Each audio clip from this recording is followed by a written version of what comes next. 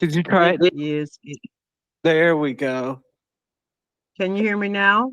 Yes, ma'am. Fantastic. All right. Well, thank y'all for staying with us with the technical difficulties. But um, for this third presentation, third segment, we're doing a group panel today, and these are ladies I call children of the Great Migration.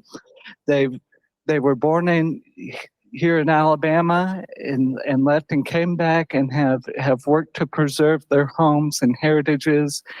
And so we're going to just talk with them about their lives and uh, how they're preserving their history for the future. Um, we have J.R. Brown to the left of me. She is from Montgomery County, Mount Meigs. And then we have to the left, right of her, or yes, to the left of her, Deborah Rankins Robinson from Clarke County. And then to the left of her, we have Mary Jones Fitz from Marengo County. And then on our screen, we have Ruby Shuttlesworth Bester, daughter of Reverend Fred Shuttlesworth, joining us in Cincinnati. So I would love to start with JR, and if y'all three could share the microphone. What we're going to do, we're going to do 3 questions, and each of you will have about 4 minutes to answer. And we'll do a round of 3 questions, so it'll be about, each one will have 4 minutes for each question. And then we'll give it to the audience to if they want to ask questions or if you want to elaborate a little bit on your history. Yeah. After all the questions, you can go back and elaborate a little bit more. Okay. All right. So first up, J.R. Brown. My first question is, what do you remember regarding the community you grew up in? Small community called Mount Meigs, Alabama. East Montgomery County. It's now unincorporated. Let me make sure you're fine.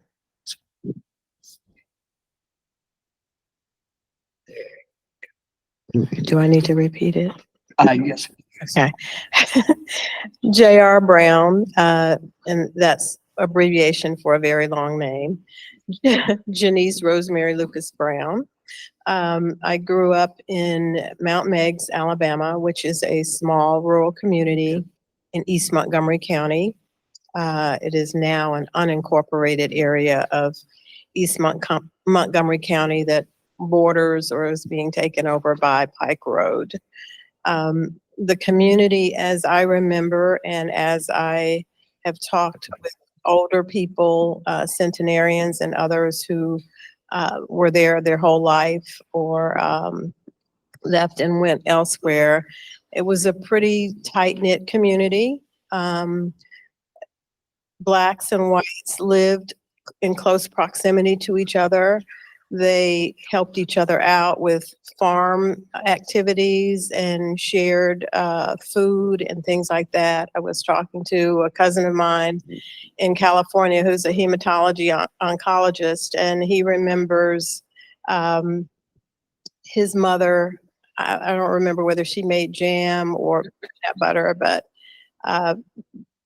the other, Morris D's mother, who lived down the street from them, made the jam or the peanut butter. And when he would come to visit in the summer, his mother would drop him off with his grandmother, and she would go to Atlanta University to take, I guess she was working on her master's. So he said that, he played together. He played with Morris and his brothers, and there was never an issue. They didn't recognize anything such as race at that time. So, and then my great-grandparents lived across the street from a furniture maker, the Hancocks, and next door was the Gilders. So it was just a pretty mixed community with a lot of cooperation between people, and I would say probably limited just racial stress and disparity. The school in the neighborhood that Mr. Hancock said was better than any of the Caucasian schools nearby was Georgia Washington School, which was a K through 12 school. Started with the assistance of Booker T. Washington, who brought Miss Georgia Washington here from Hampton University to establish the People's Village School, which later became the Georgia Washington School, which has now been changed to Pike Road High School. So the education, Miss Washington brought teachers and taught teachers, and this was a primary school in the community where several different communities came to the school. Mount Meigs, Pike, the Blacks from Pike Road, Matthews, and Cecil, Alabama. And the teachers were lived in the community and were educated mostly around in the Montgomery or nearby areas. So I remember my mother taught second grade, and there was a lot of love and a lot of pouring into those children. I say these days when I meet those people that graduated from the school and did not go on to college, they kind of graduated from there with to me, what I would say would be equivalent to a college education now. They were taught to speak correctly, to write correctly, and to present. And it's just still there today. There was just a lot that went into these rural communities where a lot of the kids came from illiterate homes and things like that. The school was connected to the churches in the community, primarily my family church, which was at Antioch Baptist Church. And I think it's either the oldest in the county or the oldest church in the state. And it was, there's just a lot of the big landowners the big landowners started the church, and just a lot of coordination between what went on at the school and what went on at the church. And most of the teachers lived in the community and went to church and taught there. That's really interesting. I was wondering, we may go on to Deborah just at the Okay. and just have her share a little bit experience of hers. Okay. Thank you. For me, I grew up in Fulton, Alabama. Most people haven't heard of it. It's not Fulton, Georgia, but Alabama.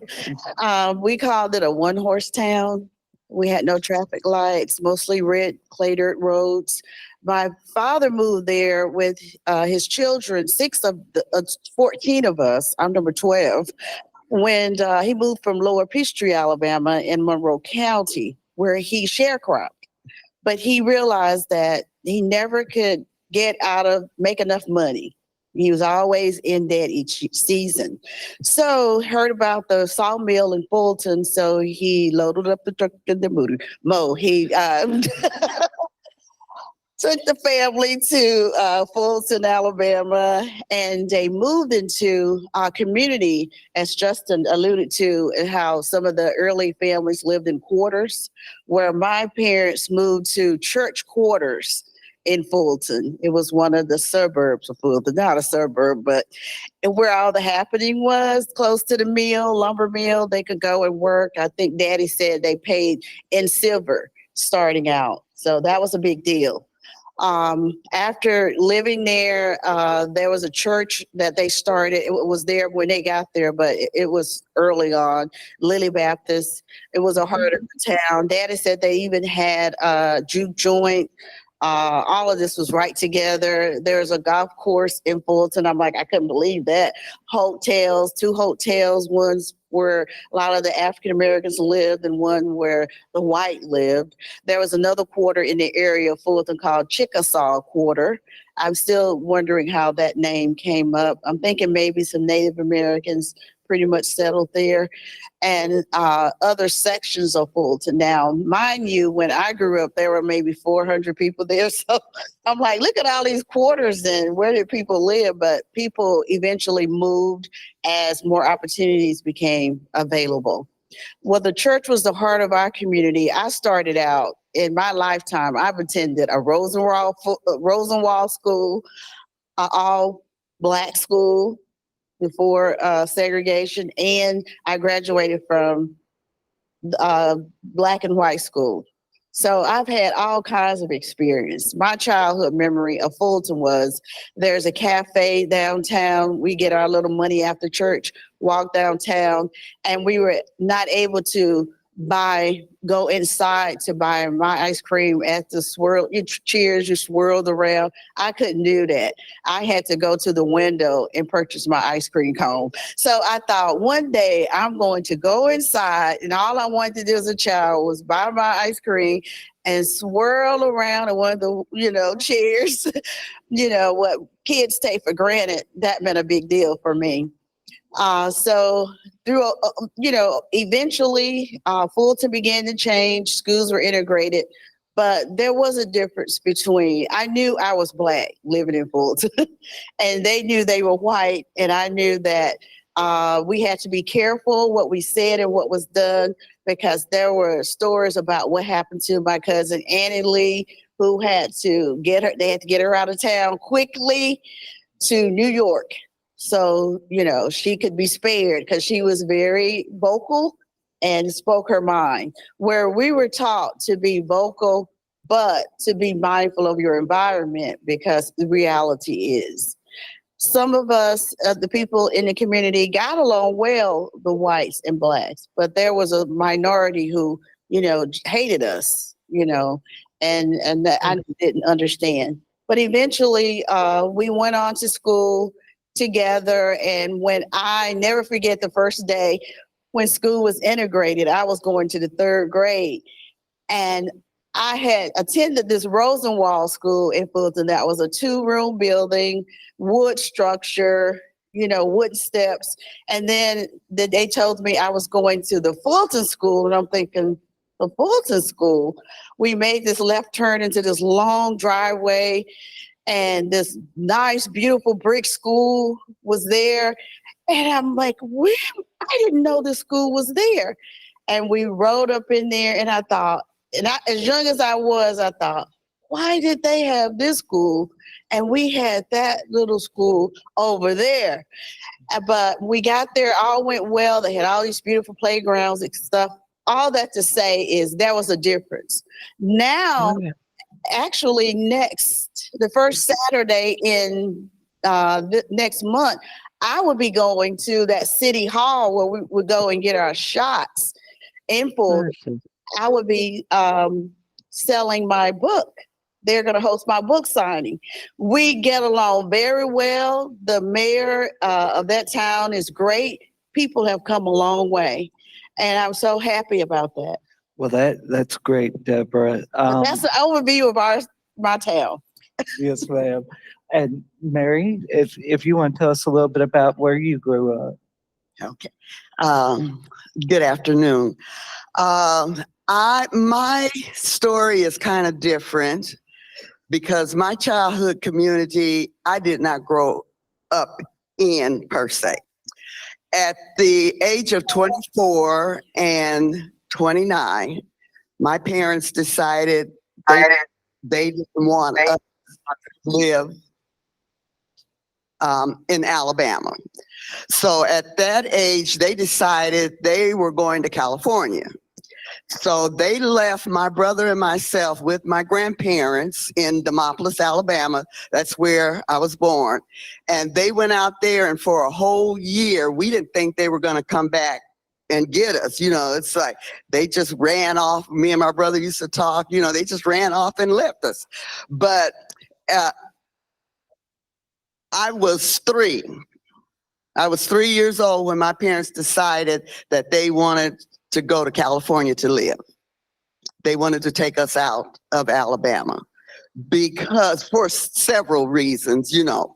But so finally, the day came and I saw my grandmother packing bags, and she says, y'all going to y'all parents? I said, well, how are we going to get there? And she says, oh, you're going on the train. And, you know, I was always like asking a lot of questions. It's like, well, where's the train? There's no train down here where we can go. And she says, well, we have to ride over to New Orleans, and we're going to catch the Sunset Limited. At almost 4 years old, we get on the Sunset Limited, my brother and myself, and my grandmother, which was our chaperone. She had a round trip ticket to come back to Alabama.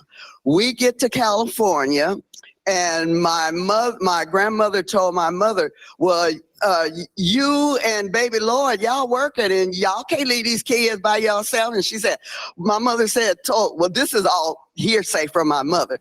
And she says, oh, well, we already made arrangements. We got a babysitter. And who is that? This is my grandmother. And who is that? And she said, well, you know, it's a lady around the corner, you know, she does babysitting. And my grandmother said, And my mother my grandmother told my mother, well, you just might as well go around that corner and tell that lady that my grandchildren are not going to be her next payday. My grandmother, very, very vocal. My grandmother knew everything. And so anyway, we ended up in a neighborhood that I did grow up in. We were the second black family in an all white neighborhood. And we didn't have any problems growing up. When I remember going to kindergarten, and the school we went to was Graham Elementary School in South Los Angeles. There were 3 blacks at the school: myself, my uncle, and his friend. And my uncle was in the 6th grade. He and his friend were in the 6th grade, and I was in kindergarten. So everybody got along really well. And after a while, my grandfather came to California, and he came to get my grandmother because my grandmother never did go back, and she had a round trip ticket. She had a round trip ticket, but she said, Joby, I'm not going back. You either gonna stay here with me or you just gonna go on back to Demopolis, because this is the big city and I like it out here. And so she stayed, and she was our babysitter. But the schools, we went to the schools. They were basically all white until I got to the 6th grade. When I graduated from the 6th grade going into, I guess what they call middle school back here, we called it junior high school. The girl that lived across the street from me, she was white. We became best of friends. And when we all were talking about what we were going to do when we get over to our new school, and then the bombshell was dropped on me, well, you can't go to the same school that Lorraine goes to. And I'm saying, well, I can't. I go to the same school. And they said because the schools are segregated. So Lorraine got to go to the all white school, which was across the tracks about a mile from where we live. And I got to go to Edison Junior High School, which was 5 miles. And we had to ride the street. So even though we lived in a neighborhood and everybody there in the neighborhood was white, we all got along together. But when it came down to the system, we could not go to the same school. And that was throughout my education that I was in elementary school, junior high school, and high school. But I kind of look back and I say, well, mother and father had a good idea, because I always dreamed about playing a violin. And I knew that well, my told me, she said, I knew that if we had stayed, you wouldn't have been in that environment where you could learn how to play the violin. But then when we were in California, mother didn't want me to play the violin. Mother wanted me to play the piano like daddy. And I didn't want to play the piano because all I heard daddy play was blues. So it's like, is daddy play anything else other than, the blues? And mother said, well, he goes to church on Sunday. I said, how can daddy play the blues in the nightclub and then go to church on Sunday? Hey, But, Mary, that's what Oh, we were thinking that's- about. that's great. I was wondering, Ruby, y'all have some great stories. Ruby, what was your experience like? My community was Collegeville. My family came to Birmingham in 1953. I was 8 years old and I went to Hudson Elementary. There were no white people that I knew of in my community. It was a loving community. Daddy was called to Bethel to pastor in 53. I was 8. Fred was 7. Carolyn was 3. And Pat was 10. We went to Hudson Elementary, up the street, down the street, crossed some railroad tracks, and there it was. We had to walk there. We had books that were used by white students marked up, but we had to buy them. And I went there from 1st through 8th grade. And when I left there, I went to another Black school with no whites, A.H. Parker High on 8th Avenue, closer to downtown Birmingham.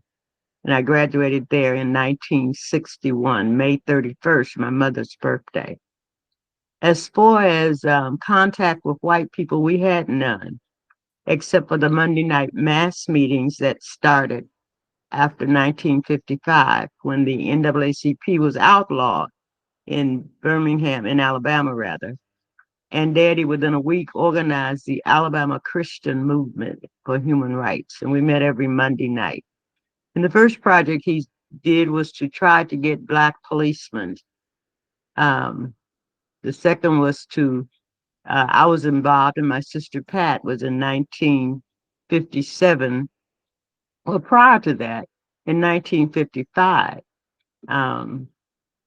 after he organized the Alabama Christian Movement for Human Rights and we started having rights, they were marching to stay off the bus in Montgomery.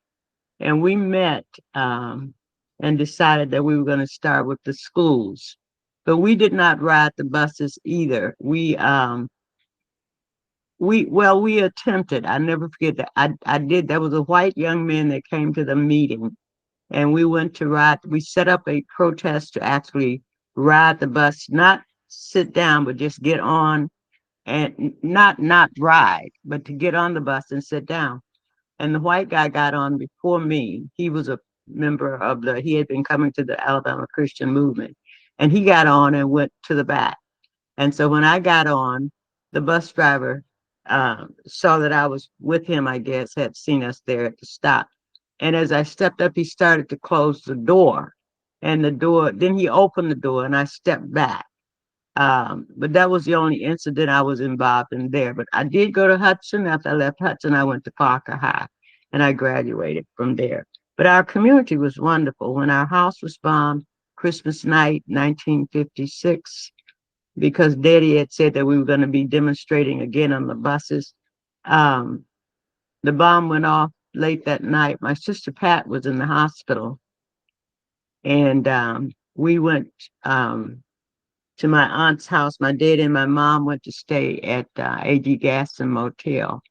But the people of the community loved on us. They came out, they guarded our house actually from Christmas night, 1956 until we left, which was May in 1961. So Collegeville was a really wonderful community. Every member of Bethel Baptist Church was a voter.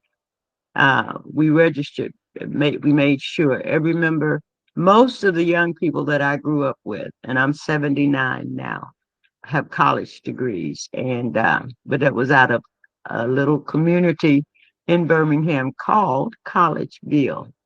But as far as going to school with white children, I didn't do that until we came to Cincinnati in 61. And that's when I went to the University of Cincinnati. Had to take a Spanish course in order to get into it because that wasn't a course that was offered at our schools. But I loved Bethel. I loved the church. Bethel, in fact, was named a historic site in the United States in 2004 because of the things that were done. So basically, Daddy started to get black policemen. Then in 56, our house was bombed. In 57, he took my mother, Reverend Pfeiffer, was driving Nathaniel Lee, Pat, and myself to Phillips High to integrate the school. That was the next project. He wanted to, with all deliberate speed, it was separate but equal, and then all deliberate speed. He wanted to test it. And when we got there was a mob crowd waiting, and Daddy was beaten severely. My mother was stabbed. And as we were leaving and he made his way back to the car, he told Reverend Pfeiffer not to, don't be sure and stop at the stop sign. Don't run the stop sign. But anyway, we got there. And so the case was then formed, Ruby Frederica Shuttlesworth versus the Birmingham Board of Education. That was 57. We won that in 1963 when Daddy escorted Dwight Armstrong and his brother into Graymont Elementary School. So I really never had any dealings with white people during the time that I was there, except those that came to the mass meeting, because whites would deliver things, but nobody really lived in the area. And the area was a very loving community because they really took care of us. They guarded our house from the house that's across the street from the church was a guardhouse. The house on the same side was a guardhouse, and then Mr. Robinson's house. So I just have nothing but great accolades. I hope I didn't take over too long there. You are fine, Ruby, and that's wonderful. The next question I have for y'all is, why did you leave your childhood home, and how did your career develop? I left Montgomery for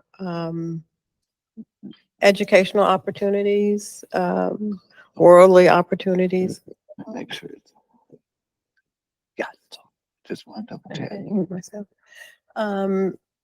And prior to that, my education was in Montgomery schools, Montgomery parochial schools. I went, however, to high school at Lee High School. So that was my first public school experience.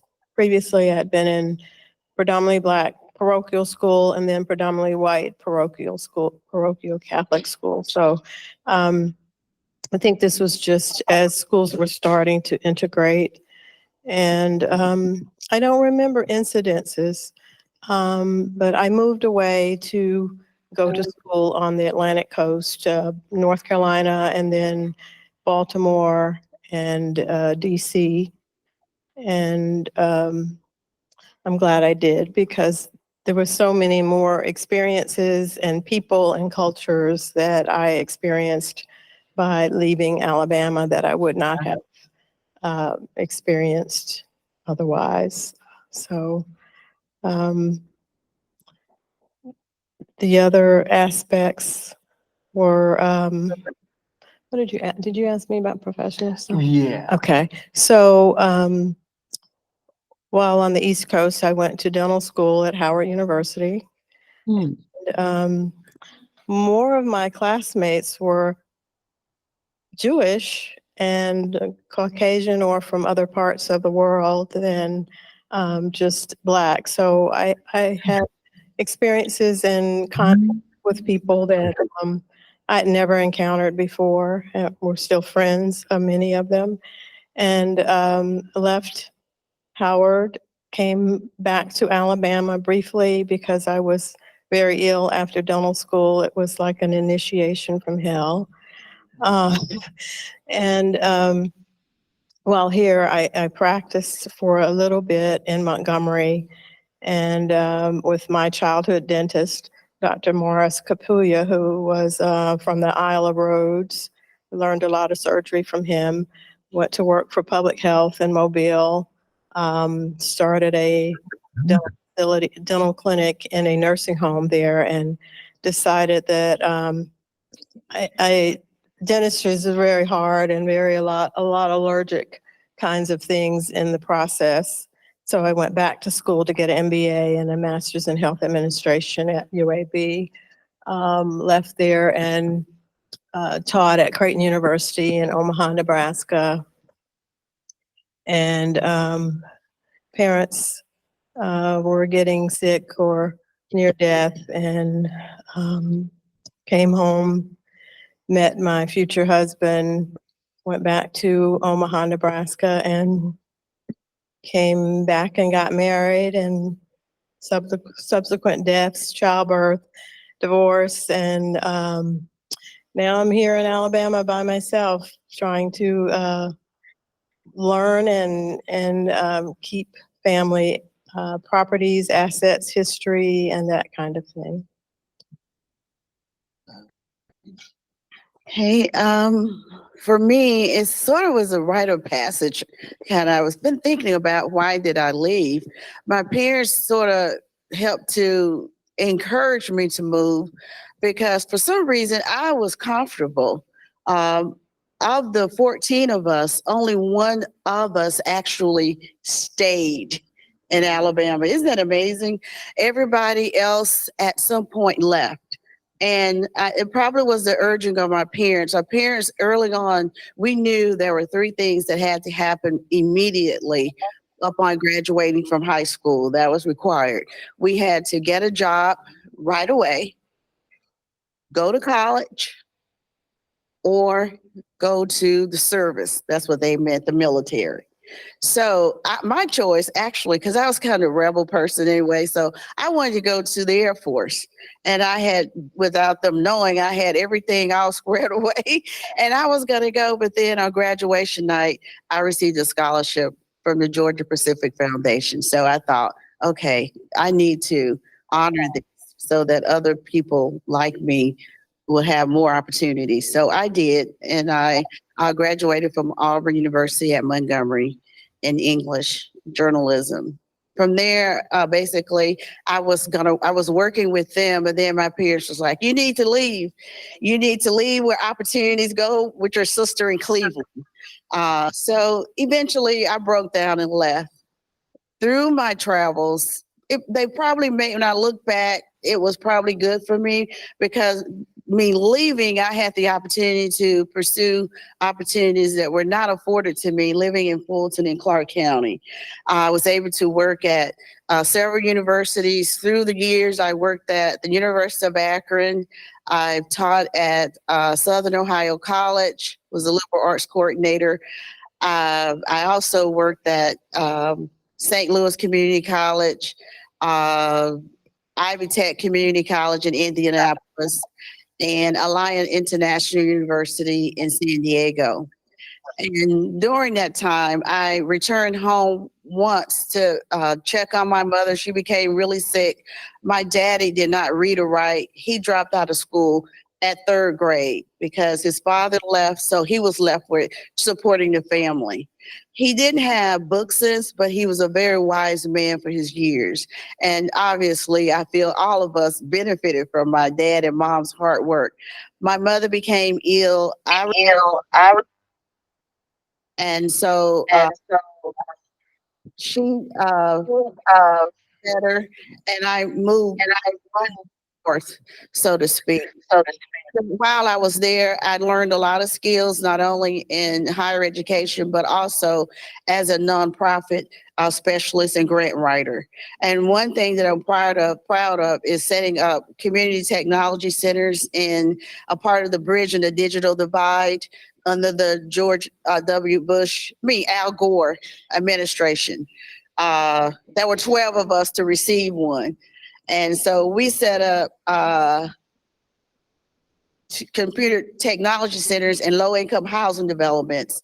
helping individuals have access to technology at a time when it was really scarce, and also where people couldn't afford it. So we wrote programs for that, and also looking at their psychological and social needs as well, because we did it through a counseling organization. Also, one product I'm proud of is that was under the George W. Bush administration. I was selected among a few people across the U.S. I don't know how I was selected, but I think our organization was a grassroots organization of what we were doing, and setting up the faith-based initiative, getting ideas from how we were working with local organizations, especially faith-based organizations, to bridge programs to help communities. So, I'm very excited about that. And in my higher education capacity, I also had the ability to work on book editing and work for publishing companies to review books, etc. And as a writing instructor, that helped me when I moved back to Alabama. This time, when I left California, my dad became ill. We had already lost my mother. I guess I was a sucker for my peers because I was one to leave in a minute to go and check on them. So when I came to visit my dad from San Diego, I decided to stay. So I went back, took care of business, came back home, bought this big car so I could haul my dad around. But in the process of that, there are things I wanted to do. So I started working at the community college in Thomasville. And I thought a lot of these stories that these old people have are not being written. And this one friend of mine, Big Daddy Lawler, we were good friends. He was a white guy, and I thought people kind of thought, what is she doing? You know, talking, they good buddies and all. You know, people still talk like that nowadays, you know. But we didn't care. He was a big time radio person in hunting and fishing. He said, Deborah, you're gonna have to write these stories. So I started a radio show. He got me into Hey, Deborah. radio. Okay, I'm sorry. Let me wrap it up. You're good to continue. I'll do one more round, but yeah. I can continue. Okay. Well, Finish it if up. you just want to, Okay. this segment. Finish it up. Okay. I'm not trying to It's be like a these bully, I long round. promise. Okay. Only thing I wanted to say, through the Rankins Files, I did radio and started a magazine, and I'm a publisher. And the purpose is to write the stories and record the stories that people have so that before they die, because a lot of stories are being buried. And so through the young people and elderly, my job is I feel my calling is to record these stories so that they would be available for others. So. Good, excellent. Okay.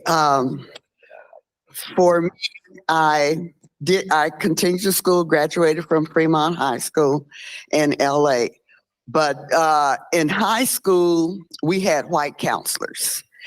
And in high school, when I went to high school and I graduated in 1962, they did not want Blacks to go to four-year colleges or universities.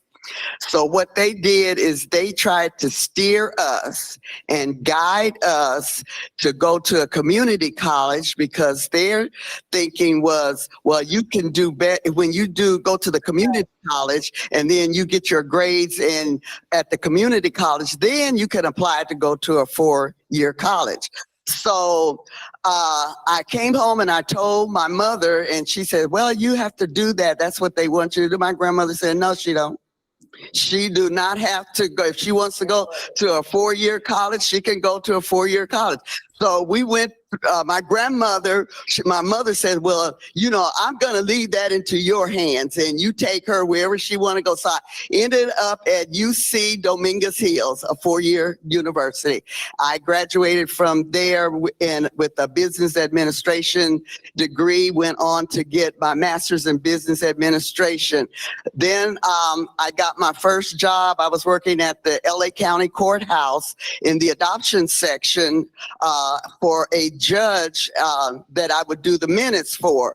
So he says, you do a good job. You need to think about going to law school. I said, I can't go to law school. And I said, that's just too much, because I see all of these lawyers around here. So he convinced me to go to get a paralegal degree. So I did get a paralegal degree in real estate and contracts, and went on, had my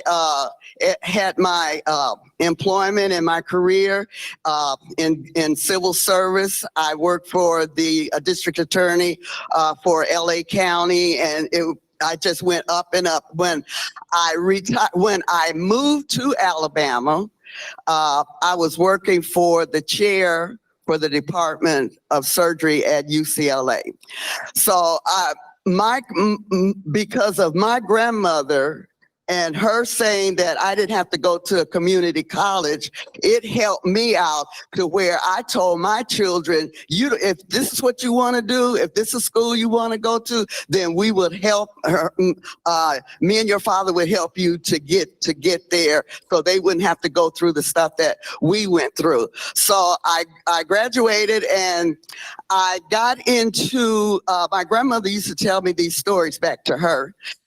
She would tell me these stories. I guess I was 15, about her ancestors and, how they did this and where they were born. And you need to know all of this family history because somebody needs to know, because my own children don't want to know. And she'd go on and on every day. And one day she says, well, you're not listening to me. I said, I'm 15. No, I'm not, to myself, of course. I'm 15, but she was instrumental in what I do today, and that is I teach African American genealogy. I opened the first African American genealogy society in the state of Alabama in 1999. I opened co-founder, I should say that. I co-founded the second African-American Genealogy Society in Mobile, Alabama.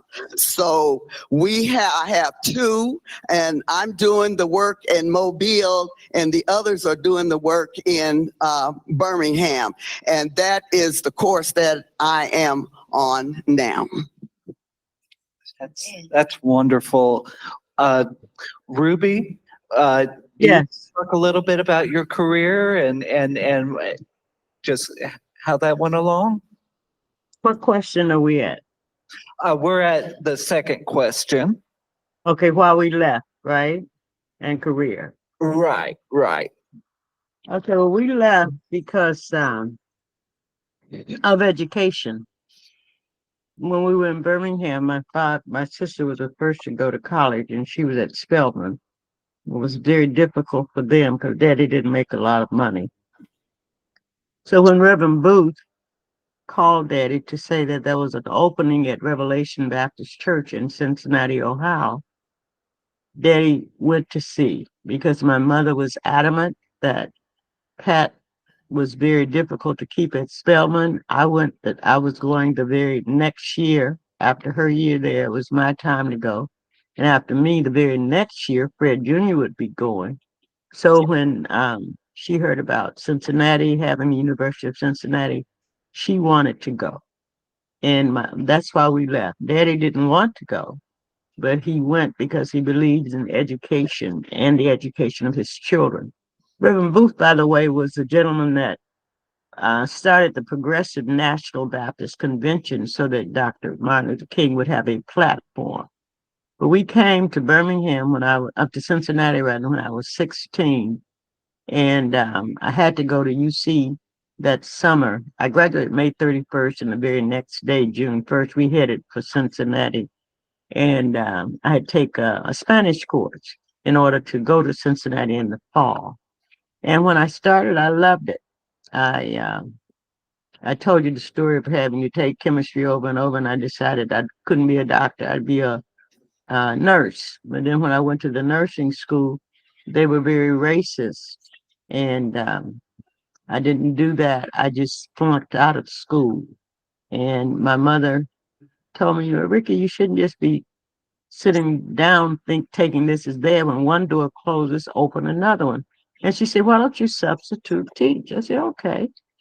And I went to sub for a lady named Miss Ann Bruno at Clifton Elementary School, and she taught children that were deaf and hard of hearing. And I just totally fell in love with teaching. And I entered UC that spring. And I finished my teaching degree, and I was so happy that this lady named Mrs. Eleanor Thurman asked me if I would like to, and I started at Princeton Junior High. And when I started, having been a student of Mrs. Thurman, she called and asked me if I would like to start on my master's, which I hadn't even thought about. And I said, yes. She said, well, I have a summer program at a church on Vine Street. And if you go there, they might have a teaching position at Princeton Junior High. Well, I did the summer program. It was excellent. And I really enjoyed the involvement. But when it was time to be hired, because deaf and hard of hearing is such a low incidence in the difficulties of children, there were no jobs. So Ms. Thurman said, well, you take this and we'll get you a job at Princeton. And when I got there, they offered me a job at either the junior highs, teaching special education, which would be educably disadvantaged children, or EMR, educably mentally retarded. And I had a choice of junior high or elementary.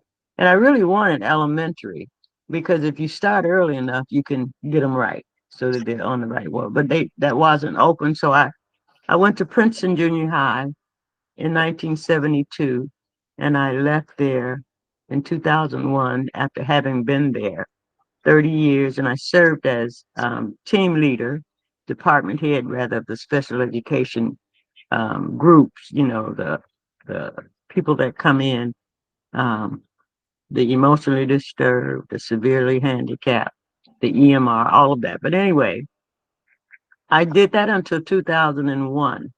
But in all this time, my dad, who left Birmingham with our family in 61, we left June 1st, 61.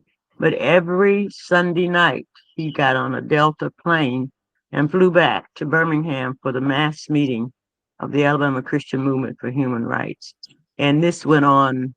63 was when Dr. King and SCLC was invited to help them by coming in on Confrontation C, a project. Dr. King had been invited to Birmingham at least 7 times before SCLC actually came. But when they came, they really broke the back of segregation in Birmingham. And it was a big thing with Dr. King. Daddy got hit with a fire hose during the demonstrations where the children would come out of 16th Street Baptist Church 2 by 2. And there were so many of them coming out that they had to attend to the needs of the policemen that were harassing them outside. But it was very, very successful because the people who could not do it, the workers, their children took on the march. And that's why a lot of times they call it the Children's March. A lot of people came in, but they trained the children on exactly how to demonstrate. You had to take everything off, your rings off, anything in your hair, no pins in your pockets, because you didn't want to get an additional charge for injuring a policeman while he was arresting you. But Birmingham has a rich history. Just May the 23rd of this year, Rico did a second mural of Daddy, and it's called Fred S. So if you walk into the Birmingham airport, you will see a big, big portrait of Daddy, um, Fred S. He did the first one when Daddy turned 100. Well, my mother and father are both the same year. In 22, he was commissioned by the Birmingham Museum of Art to do a mural. And in that mural, there was a young lady and a young man, Jay and Tina Marie, who researched Daddy because he was going to be 100. And when they found out about the mural being painted for the Museum of Art, they invited us down, the 4 children of Daddy, And some of my great grandchildren are in that mural painting the rainbow that comes out from it. And I'm very, very happy and proud to be from Collegeville in Birmingham, to be from Birmingham, Alabama. But my life has been spent being there for from 8 to 16 and being here from 17 to 79. But God has been good, and I've seen so many changes. But my career was formed because of what I couldn't do. I couldn't be the doctor, so I went on to be a teacher, and I'm glad that that's the way it went because I love teaching. I loved it so much that I left a lot of sick days when I retired from Princeton High School. But I want to ask the one lady, the second speaker, she wrote a book. What was the name of her book that she wrote? And then the third lady has a book also. So if you could give me that, if they have the names now, what is your book? I'm writing. Yeah, my book is called A Quarter's Worth of Greens, a recollection of stories with a pinch of history. Word of A Green. Quarter's Worth of Greens. Recollection. For information, and I'll send you one. How Oh, about you're so sweet. okay? Thank you. That's my goal too, because when I at my daddy's funeral in 2011, they asked the people, and I need to get in touch with them. There were newspaper people there. And one of the speakers, I don't know if it was Reverend Lowry, said there are so many wrong things that have been written. So I applaud what you do, number one, because you want to get it straight from the horse's mouth. Yes. But he had the people that were in the newspaper business or the magazine to stand up. And if anybody knew any of those people that were at Daddy's funeral, please have them contact me. I have so much to correct. We have not told our stories, and we should tell it because we were there. Like this one man say, I were there. Yeah. Not good language, but a whole lot of good faith in God that you will get us through this. Justin, I'm sorry I went on a bit. Oh, you're good. And what I think kind of wrap us up because we have probably about maybe 10 minutes left. Uh-huh. I just want to go just really short. If you'll tell me what coming back here to Alabama or even working to preserve your history in Alabama, what that's entailed, just maybe 2 or 3 minutes. If start with you, JR. For me, since all of my family is gone and I left here at 17, I missed a lot of family history and stories and people. So I am trying to recapture those things, those stories, the family history, the details of who my great grandparents and grandparents and great great great grandparents are. I have photos of my great grandparents and even my one of my maternal great great great grandmothers. So I'm putting that together. My Good.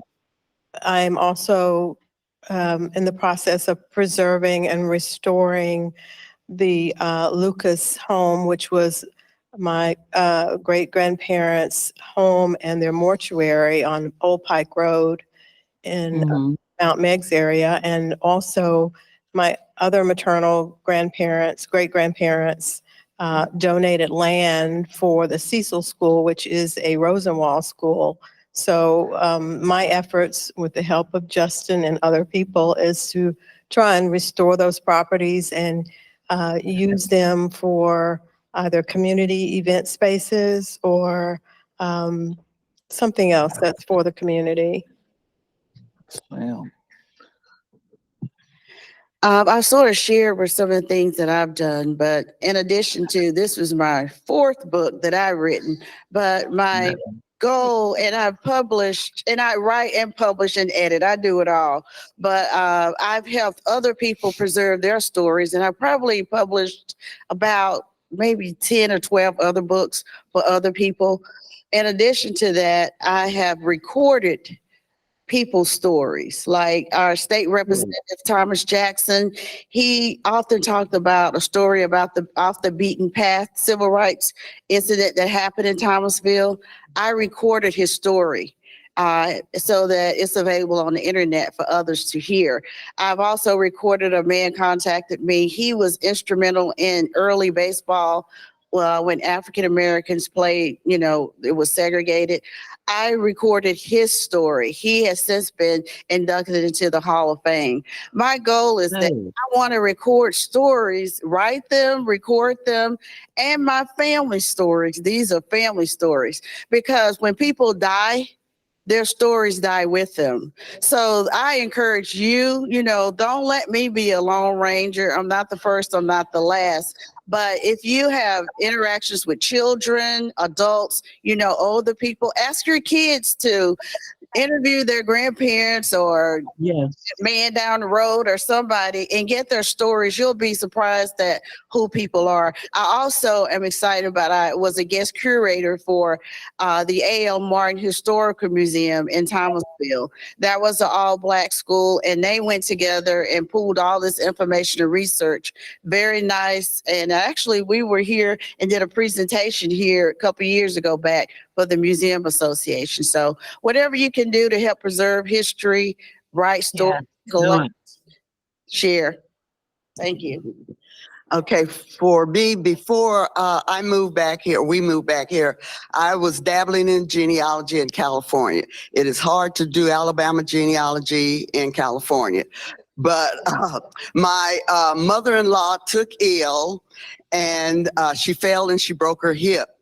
And my husband said, I got to go home. Said, you can stay here if you want to, but I'm on a plane going home. So we moved back here in 1997. It was a gold mine for me because this is where my ancestors were. I started doing research at the Birmingham Library. I found out that my ancestors came from North Carolina. I found that originally from North Carolina, but first I found that they were from a plantation called Fonsdale Plantation in Fonsdale, Alabama. I researched all of those records. I found all of the enslaved people. There were 80 of them that they brought here. I found out how they got here through all of the records that they had left. So after that, then I found they came from Somerset Place in North Carolina. I made a trip back there, did the research back there.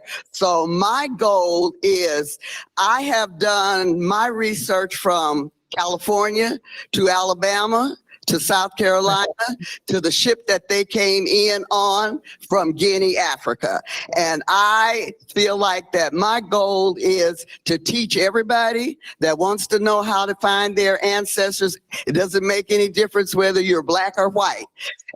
To find your ancestors, because like Ms. Robinson was saying, this is something that needs to be done. And a lot of people think that the records are not there, but the records are there. You just have to know where to find them at. So I encourage everyone to take a step and research your ancestor and find out what their story is, where they came from. And my saying is, don't be a collector of names. Put some meat on those bones when you collect your ancestors. Yes. I love it. I love it. Yes, ma'am. Ruby, you want to follow that up? This was the question 3, right? Yes, ma'am. Sort of how you're preserving your heritage. Well, I'm preserving my heritage because I taught 30 years and I'm an avid book reader. Book fairs I go to, old books, new books. And I noticed that for years, my dad's name did not appear among things that I knew he participated in. And so I said, I need to write his story because we've been blackballed. He's been blackballed when he didn't allow Dr. King and President Kennedy to call off the demonstrations. And so I started researching, and I've been doing it for 30 years. My book is simply called 89 Years, An Inclusive Look at American History, ... A work in progress. And I'm just so honored, Justin, that you allowed me to be on this panel with these distinguished ladies because they are doing the work. I needed to hear what they were doing so that I can seek from them additional information. We must be inclusive in our narrative. It has not been told. Right. It's been messed on, talked about, tossed out, changed, but we must tell the story because our children should be proud of what we endured, overcame, and are still overcoming because we have not been violent. Yeah. We have been done to. And we always acted as Christians. I think that's Alabama Christian Movement for Human Rights. And that's what we have to show people, that even though you do negative things, I'm going to do unto you as I would have you to do unto me, not like you do me. And we have to think that way because our children need to know our history. But the story, we came here in 53. The movement was organized in 55 because they outlawed the NAACP. And then in Christmas night, 56, we were bombed. 57, we tried to integrate Phillips High School. In 1960, the Freedom Riders came to our house. And the one guy whose father, white gentleman, Beck, the cosmetics, he was so bloody that we were never able to use the spread again. You know, you have a guest room in your house, but people gave up their lives so that their well-being, so that we as a people could be better. So we have to teach our children that we honor the people that help us, but more importantly, we have to honor our parents that got us this far. I'm so glad I was not brought up during the cell phone time. Cell phone is wonderful, but the cell phone has limited our children and stifled their creativity. And I'm not putting anybody down. Like I told Daddy one time, I said, boy, I wish everybody was just blind. He said, Ricky, you crazy. You want to be bumping into each other because you want people to be nice to other people. Just have to learn to do unto others and do like God says. I'm okay, you're okay, and we're going to love each other. But I am just thankful, Jessica. Can I have a copy of this recording? Because I was taking notes, but I didn't get it out. And I definitely want to stay in touch. We'll get it to you. Thank you, dear. I appreciate it. And thank you, ladies. You were wonderful. You were awesome. Ew, what an Yeah, honor. so This much. Thank you. is really. Thank you so much. Well, thank y'all for being here and adding your stories, and just sharing, because all of y'all, everyone has different experiences, and that's one thing I I always try to tell people when I go out and speak. You know, first of all, and I will say it again, I'm not the best Christian in the world, but I try to be a Christian, and that I feel you know, and there are other ways to believe this, but I believe we all have free will, and we have the ability to, even in the harshest circumstances, we have the ability to stand up. And Yes. it's so amazing that all of y'all you've had your own trials and tribulations, but you've come through, and you've come back to your ancestral homes to try to preserve your history, because like y'all have said, it's history that you know, it's sort of like documenting Black communities. If you don't speak to people and you don't write it down, it doesn't exist. Right. Exactly. So thank y'all so much, every one of y'all, for being here, and May I I say really something? appreciate Thank it. you, Jeff. Say thank you, Justin. Yes, yes. For what you have done. I have watched you over the years, and you've been my friend for years. I applaud you for what you do. And I just want to say, keep on doing it because you're doing a great job. Thank you. That's right. Yes. All right. Well, I think we'll wrap up our session. It was good to see you, Ruby. Thank you. Always good to see you, dear. Yes, ma'am. All right. Can we share their contacts for I people who can want? get the contact info for y'all. Okay. There's a book at the bookstore and it's called Charity Signs, a book in the bookstore that it's gift shop. It's called Charity Signs for Herself. Carol Limley Montgomery did her dissertation on my enslaved ancestor that was born in Somerset and was brought to Alabama. And that book, and now her husband has turned it into a book since she has passed. So the book is in the gift shop, Charity Signs for Herself. Oh, let me just say this too. And my book would be available today for anyone who's interested. Quarter worth of greens. Yes, ma'am. Story too, actually, not for story. Quarter worth. No. Quarters worth of green.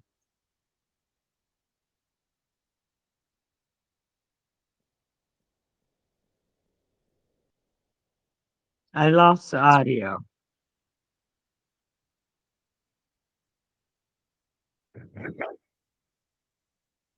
I lost you. I was just going to say, I'll send y'all's contact information out if you're good Great, with. great. All right. All right. Well, again, thank y'all so much. So One more much. round of applause for our guests.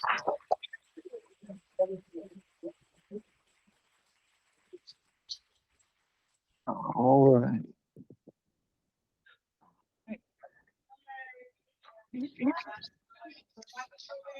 Thank you, ladies. Thank you, Justin. Yes, ma'am.